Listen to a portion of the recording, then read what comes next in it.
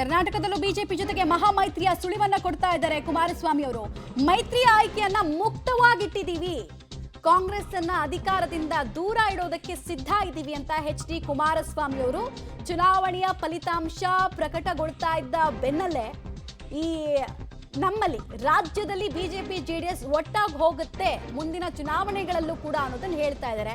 ಇದನ್ನ ಯಾಕೆ ಹಿಂಗೆ ಓಪನ್ ಆಗಿ ಹೇಳ್ಬೇಕಾಗಿ ಬಂತು ಕುಮಾರಸ್ವಾಮಿ ಅವ್ರಿಗಂದ್ರೆ, ನಿಮಗೆ ನೆನಪಿರಬಹುದು ದೇವೇಗೌಡರು ಹೇಳಿದ್ರು ಈ ಮೈತ್ರಿ ಗೀತ್ರಿ ಎಲ್ಲ ಏನಿದ್ರು ಕೂಡ ಸಾರ್ವತ್ರಿಕ ಚುನಾವಣೆಗೆ ಮಾತ್ರ, ಲೋಕಲ್ ಆಗಿ ಅವ್ರ ದಾರಿ ಅವ್ರಿಗೆ ನಮ್ಮ ದಾರಿ ನಮಗೆ ಅಂತೆಲ್ಲ ಹೇಳಿದ್ರು. ಈಗ ನೋಡಿದ್ರೆ ಕುಮಾರಸ್ವಾಮಿ ಅವರು ಕಾಂಟ್ರಡಿಕ್ಟರಿ ಸ್ಟೇಟ್ಮೆಂಟ್ ಅನ್ನ ಕೊಡ್ತಾ ಇದ್ದಾರೆ. ಮೈತ್ರಿಯ ಆಸೆ ಜೀವಂತವಾಗಿರಿಸ್ತಾ ಇದ್ದಾರೆ. ಸ್ಥಳೀಯ ಸಂಸ್ಥೆಗಳ ವಿಚಾರದಲ್ಲಿ ಹೆಂಗ್ ಮಾಡ್ತಾರೆ ಅನ್ನೋದು ಕುತೂಹಲ. ನಮ್ಮಲ್ಲಿ ಮುಕ್ತವಾದಂಥ ತೀರ್ಮಾನ ಇಟ್ಟುಕೊಂಡಿದ್ದೇವೆ. ನಮ್ಮಿಂದ ಯಾವುದೇ ರೀತಿಯಲ್ಲಿ ಮೈತ್ರಿಯ ವಿಷಯದಲ್ಲಿ ಗೊಂದಲಕ್ಕೆ ಎಡೆ ಮಾಡಿಕೊಡಬಾರದು ಅನ್ನೋದು ನಮ್ಮ ಅಭಿಪ್ರಾಯ ಇದೆ. ಮುಂದಿನ ದಿನಗಳು ಯಾವ್ಯಾವ ಥರ ಒಂದು ರಾಜಕೀಯದ ಬೆಳವಣಿಗೆ, ಸ್ಥಳೀಯ ಸಂಸ್ಥೆಗಳ ಬಗ್ಗೆ ಸ್ಥಳೀಯವಾಗಿ ನಮ್ಮ ಬಿ ಜೆ ಪಿ ನಾಯಕರುಗಳ ತೀರ್ಮಾನಗಳೇನಿದೆ ಇದೆಲ್ಲವನ್ನು ನೋಡ್ಕೊಂಡು ತೀರ್ಮಾನ ಮಾಡಬೇಕಲ್ಲ.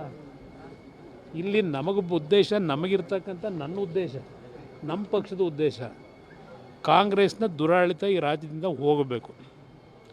ಅದಕ್ಕೆ ನಾವು ತಯಾರಾಗಿದ್ದೇವೆ. ಆ ವಿಷಯದಲ್ಲಿ ಎಲ್ಲ ರೀತಿ ಮುಕ್ತವಾದಂಥ ಅವಕಾಶ ಇಟ್ಕೊಂಡಿದ್ದೇವೆ.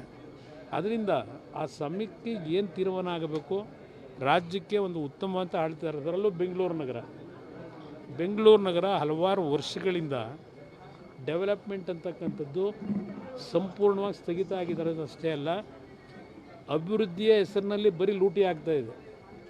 ಕಸ ವಿಲೇವಾರಿಯಿಂದ ಹಿಡಿದು ಗುಂಡಿ ಮುಚ್ಚತಕ್ಕಂಥದ್ರಿಂದ ಹಿಡಿದು ಯಾವ್ಯಾವ ಥರ ಯಾವ್ಯಾವ ಪಕ್ಷಗಳ ನಡವಳಿಕೆ, ಯಾವ್ಯಾವ ಪಕ್ಷಗಳ ಕಾಣಿಕೆ ಏನಿದೆ ಈ ಬೆಂಗಳೂರು ನಗರದ ಅಭಿವೃದ್ಧಿಗೆ, ಬೆಂಗಳೂರಿನ ಇಂಥ ಒಂದು ಪರಿಸ್ಥಿತಿಗೆ, ಈ ವಿಷಯಗಳನ್ನೇ ಮುಂದಿಟ್ಕೊಂಡು ನಾವು ಜನಗಳ ಹತ್ರ ಹೋಗಬೇಕಾಗಿದೆ. ನೋಡೋಣ ಏನೇನು ಡೆವಲಪ್ಮೆಂಟ್ ಆಗುತ್ತೆ.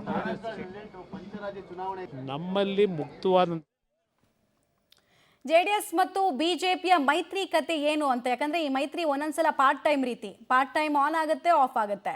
ನಾವು ಅಧಿವೇಶನದಲ್ಲೂ ಇವರ ಒಗ್ಗಟ್ಟಿನ ಕೊರತೆಯ ಕಾರಣಕ್ಕೆ ಕಾಂಗ್ರೆಸ್ಗೆ ಬಹುಮತ ಇರಲಿಲ್ಲ ಅಂದ್ರು, ಮೆಜಾರಿಟಿ ಇರಲಿಲ್ಲ ಅಂದ್ರು, ಪರಿಷತ್ನಲ್ಲಿ ಬಿಲ್ಗಳು ಪಾಸ್ ಆಗಿದ್ದನ್ನು ನೋಡಿದ್ವಿ. ಆಮೇಲೆ ಬಿಜೆಪಿ ಒಂದು ನಿಲುವಂತಾಳಿದ್ರೆ ಜೆಡಿಎಸ್ ನ್ಯೂಟ್ರಲ್ ಆಗಿರ್ತಾ ಇತ್ತು. ಸೊ ಹಿಂಗೆ ಆದರೆ ಮೈತ್ರಿ ಎಲ್ಲಿ ತನಕ ಹೋಗುತ್ತೆ, ಮೈತ್ರಿಯ ವ್ಯಾಲಿಡಿಟಿ ಏನು ಅನ್ನೋ ಪ್ರಶ್ನೆ ಇತ್ತು. ಅದು ಬೇರೆ ಎಚ್.ಡಿ. ಕುಮಾರಸ್ವಾಮಿ ಅವರು ರಾಜ್ಯ ರಾಜಕಾರಣಕ್ಕೆ ಬರ್ತಾರೆ ಅನ್ನುವಂತಹ ವಿಚಾರ ಇತ್ತು. ಇದರ ನಡುವೆ ಸ್ಥಳೀಯ ಸಂಸ್ಥೆಗಳ ಚುನಾವಣೆ ಇದೆ. ಈಗ ಮುನ್ಸೂಚನೆ ಅಥವಾ ಸುಳಿವು ಸಿಗ್ತಿದೆ, ಕಂಟಿನ್ಯೂ ಆಗುತ್ತಾ ನೋಡೋಣ.